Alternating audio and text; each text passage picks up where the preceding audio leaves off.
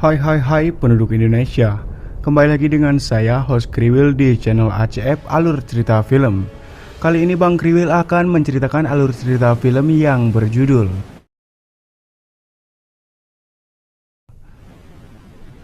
Tetap di posisi rebahanmu dan nikmati hidupmu. Film pun dimulai.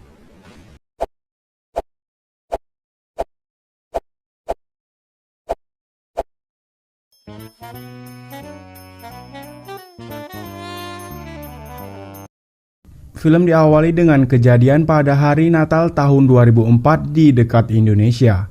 Sebuah kapal nelayan dihantam badai yang hebat, dan kita diperlihatkan kondisi di darat. Pusat cuaca mendeteksi anomali yang mengindikasikan terjadinya tsunami, sehingga mereka bergegas menyelamatkan kapal. Helikopter hanya memiliki 5 menit untuk mendapatkan kru sebelum mereka dihancurkan oleh gelombang besar. Dan meskipun semuanya tampak berjalan relatif lancar, Tuan Kang nggak pakai kung. Salah satu anggota terperangkap di bawah beberapa kotak mencegahnya keluar. Temannya yang bernama Mansik mencoba membantunya dengan sekuat tenaga.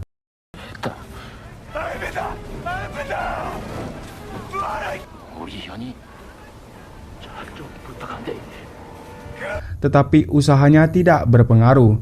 Jadi dia melihat temannya menyerah pada beban dan kekuatan alam yang menyebabkan temannya tewas.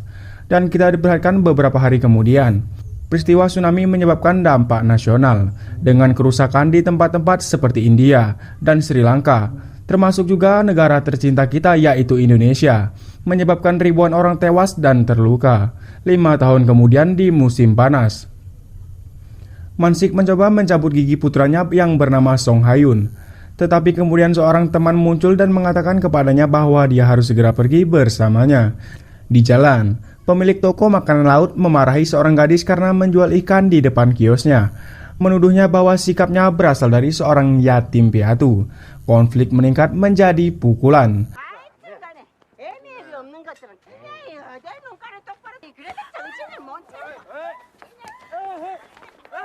Tetapi mereka segera dipisahkan oleh Mansik yang menyatakan dirinya sebagai putra wanita itu dan kepala asosiasi kemakmuran.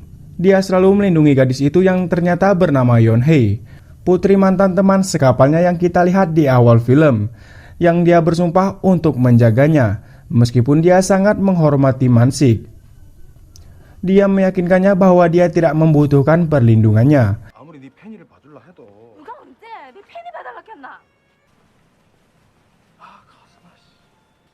Pada saat itu, sekelompok investor muncul bersama dengan Eokju, seorang pengusaha yang meyakinkan bahwa Haeundae adalah lokasi wisata yang cocok untuk investasi. Tetapi pada saat itu, dia diserang oleh salah satu warga yang mengkritiknya karena mengambil keuntungan darinya. Situasi kota menjadi lebih kaya.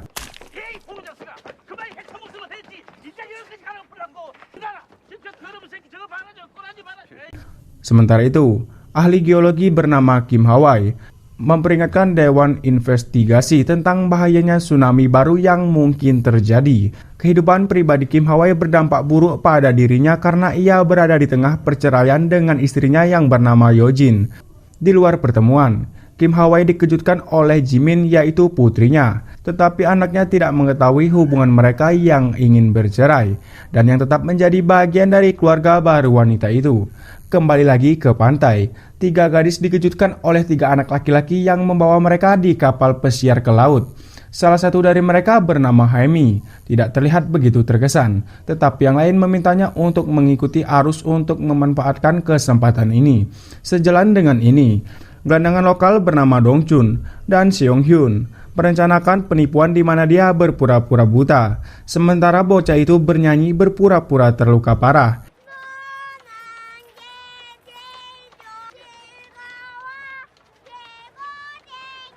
Ini tampaknya berhasil, dengan Jimin menghasihani situasi di jalanan, sangat-sangat pengemis yang profesional. Scene pun berganti di kapal pesiar. Hemi jatuh ke laut saat mencoba merokok, dengan semua orang terganggu oleh musik.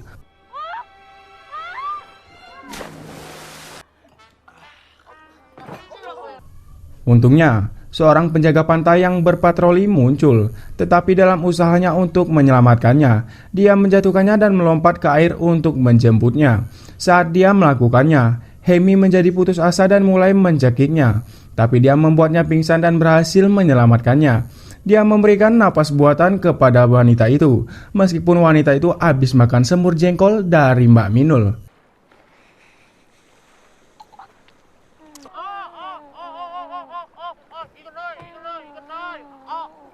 Tapi gadis itu bangun dan menggigit bibirnya, sehingga penjaga pantai memukulnya lagi untuk menjatuhkannya. Di pantai, Mansit menyapa Yeonhae dan memberinya sekantong penuh sayuran. Keduanya berbicara tentang keberadaan Seung Hyun, dan Mansik menerima telepon dari kantor polisi, di mana ia menemukan bahwa putranya ditangkap karena percobaan penipuan. Setibanya di sana, Mansik mulai berkelahi dengan Dongsun, sementara putranya menangis putus asa. Di akhir adegan pahit, ayah dan anak pergi ke warung Yeonhae untuk mendapatkan sesuatu untuk dimakan, di mana Mansik yang ternyata mudah mabuk dan dikunjungi oleh seorang yang bernama Heong-sik, adik laki-laki dari Mansik, dan yang ternyata menjadi penyelamat dari sebelumnya. Sebuah keluarga memuji penampilan anak laki-laki itu, yang mengungkapkan bahwa Yeonhae bukan ibunya, karena ibu kandungnya meninggalkan mereka. 잘생겼네. 엄마 많이 닮았네. 우리 누나예요. 여기는 우리 삼촌. 엄마는 Situasi terus berlanjut, dengan Eokju kehilangan pemegang saham. Kim Hwa menerima berita tentang aktivitas tsunami baru dari Jepang, dan teman-teman Mansik mengatakan bahwa perasaan terhadap Yeonhae sekarang lebih dari bukti. Ibu Mansik muncul untuk mengancam Yeonhae, tetapi seperti biasa, pria itu membelanya.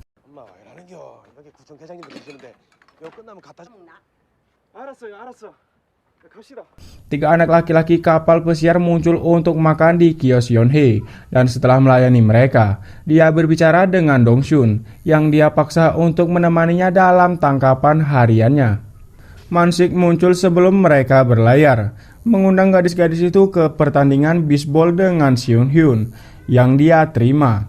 Sekelompok penjaga pantai mendengarkan permainan di radio, dan salah satu dari mereka bertanya pada Heong-sik apa yang terjadi pada bibirnya. Ketika mereka mengatakan kepadanya bahwa orang yang melakukan itu pasti gila, Hemi muncul untuk berbicara. Dia mengatakan kepadanya bahwa dia harus bertanggung jawab atas luka yang dia sebabkan padanya, dan campur tangan dalam panggilan untuk menunggu jawaban. Larut malam, dia memberitahu teman-temannya bahwa dia akan kembali terlambat, karena dia memiliki percakapan yang semakin dekat dengan Heong-sik. Pada permainan, Mansik mabuk lagi dan mulai menghina batsman yang membuat malu putranya dan Yeonhae. Polisi muncul dan membawanya keluar dari stadion sebelum terlibat konflik yang lebih lanjut. Sekembalinya ke rumah, dia menemukan ibunya berbicara dengan Eokju tua, yang sebenarnya adalah pamannya. Setelah menghinanya sebelum pergi, Mansik menendang anjingnya menerima omelan dari ibunya. Di dermaga, Dongsun menemani Yeonhae yang menerima catatan dari Mansik. Saat itu, para pemuda dari kapal pesiar tiba dan mengancam Yeonhae dan memberitahunya bahwa dia memberi makanan beracun, membuat salah satu dari mereka sakit. Dongsun mencoba membelanya, tetapi kekuatan kedua anak laki-laki itu melebihi jumlah dia.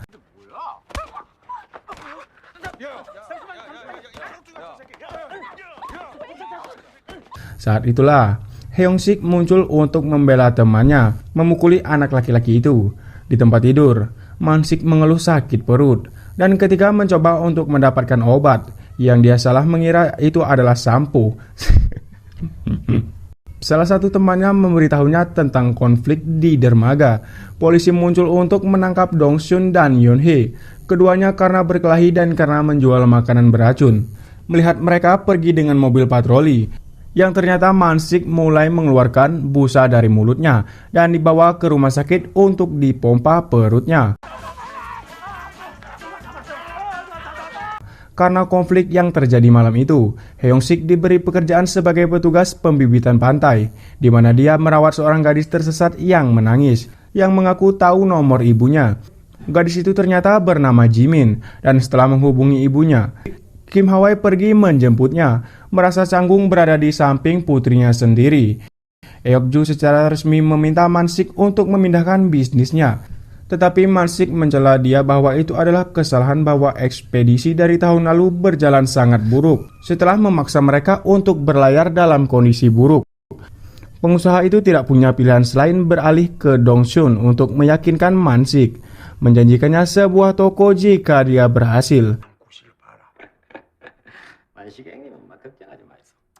Yojin muncul untuk menjemput Jimin, memarahinya karena tersesat. Kim Hwa-wei memintanya untuk tidak terlalu kasar pada gadis itu, tetapi Yojin mencela ketidakhadiran pria itu sebagai seorang ayah. Tepat setelah itu, Hemi menegur Heong-sik karena dia tidak memberitahunya tentang perubahan posisinya, karena dia telah mencarinya sepanjang hari. Keduanya berbagi makanan, di mana Hemi menyebutkan belajar untuk menjadi seorang artis, memberinya sampel acting yang terlalu realistis untuk orang-orang di sekitar mereka. Mansik berbicara dengan Yeonhae dan mereka berdua menyebutkan peringatan ayahnya, mengingat pertama kali mereka bertemu ketika Mansik melihat ayah Yeonhae sebagai pemimpin. Namun, dalam kilas balik, ditunjukkan bagaimana ayah Yeonhae terjebak dalam badai karena kesalahan penilaian di pihak Mansik, yang menyebabkan pria itu menyabotase niatnya sendiri dengan Yeonhae.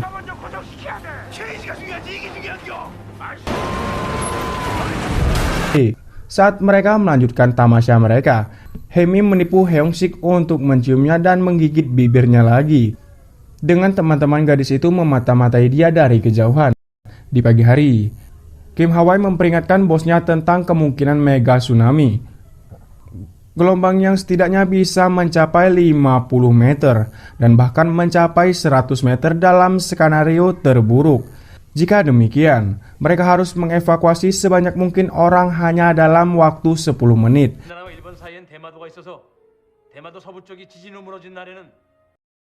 Di makam Tuan Kang, Yeonhae mengakui perasaannya pada Mansik, berdiri di sisinya, dan meminta ayahnya untuk membuat pria itu mengerti petunjuk yang selalu dia berikan padanya. Mansik menangis, meminta maaf ke makam mantan temannya.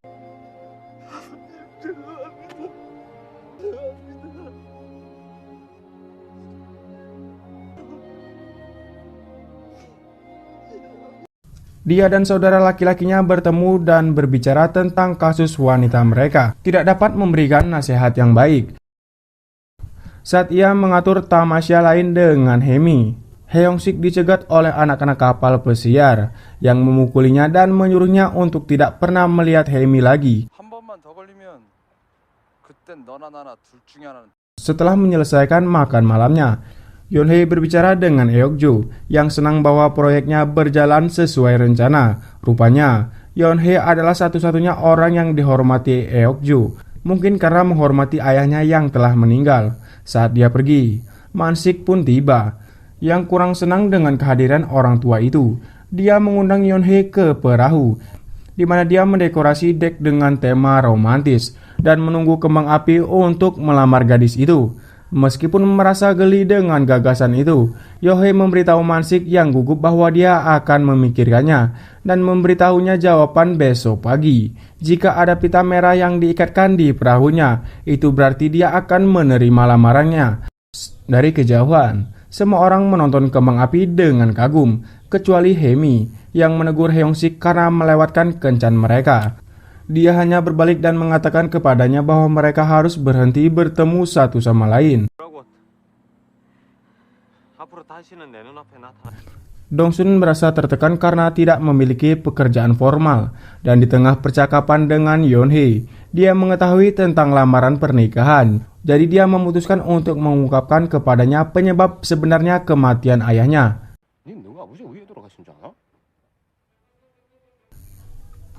Dasar laut di dekat Pulau Tsushima mulai retak, menciptakan patahan bawah air. Keesokan paginya, Mansik kecewa karena tidak hanya tidak ada pita merah, tapi perahu Yeonhae telah berlayar, meninggalkannya terdampar. Dia bertemu Dongsun yang mengaku memberitahu Yeonhae kebenaran tentang ayahnya. Mansik pun menerjang senit. Tapi pertempuran itu tiba-tiba dihentikan oleh burung camar yang menabrak mobil Dongsun. Saat mereka mengamati langit, mereka memperhatikan bagaimana burung-burung tampak terbang menjauh dari daerah itu. karena mereka menandakan sesuatu yang buruk akan terjadi. Kim Hwa mencoba meyakinkan bosnya untuk mengevakuasi seluruh wilayah sebelum tragedi terjadi. Tetapi dia mengatakan bahwa jika mereka melakukannya, mereka akan menjadi bahan tertawaan. Dia memperingatkan Yojin tentang ancaman itu, tapi dia yakin itu adalah upaya untuk menyobot karirnya. Di laut, Yeonhae menyesali apa yang terjadi dan memutuskan untuk menyingkirkan pita merah itu. Di pagi hari, dia pergi ke Eokjo dan mengatakan kepadanya bahwa dia akan meninggalkan Haeundae di minggu depan, membuat orang tua itu bingung dan sedih. Situasi istirahat bawah air menjadi tidak dapat dipertahankan dan keadaan darurat dilaporkan, mengumumkan ke seluruh kota saat Yeonhae dan Man-sik bertemu. Dan tiba-tiba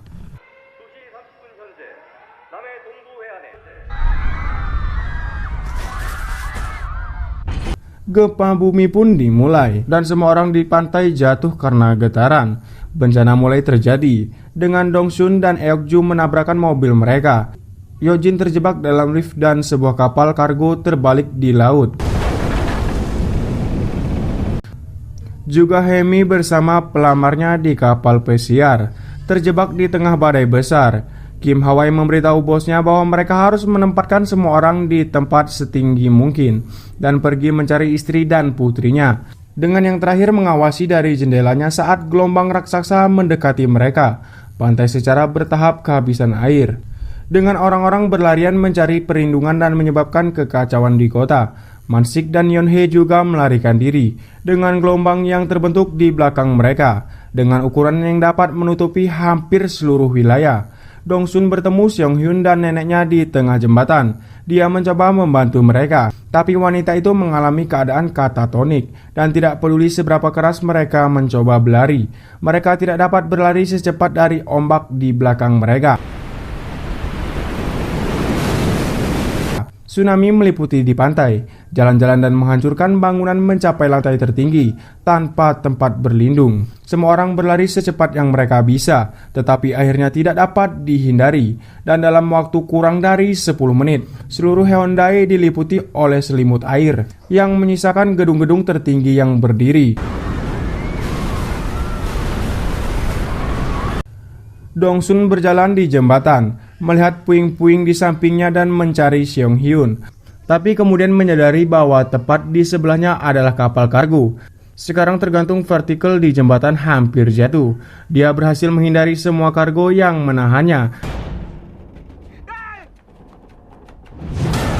Tetapi banyak orang tidak seberuntung di kota. Man-sik dan Yeonhae mencoba memanjat tiang lampu dengan cepat sebelum peralatan listrik jatuh di dekat mereka.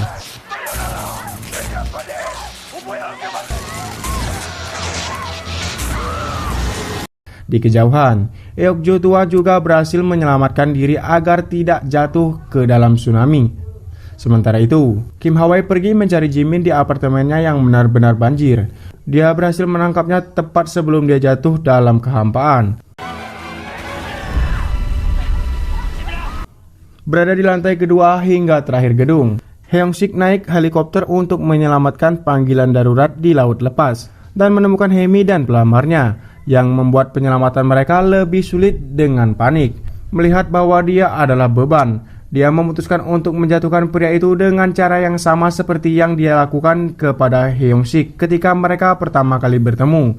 Dia berhasil diselamatkan, tetapi Hyung-sik mengatakan kepadanya bahwa dia harus tinggal untuk menyelamatkan pria yang tidak sadar itu.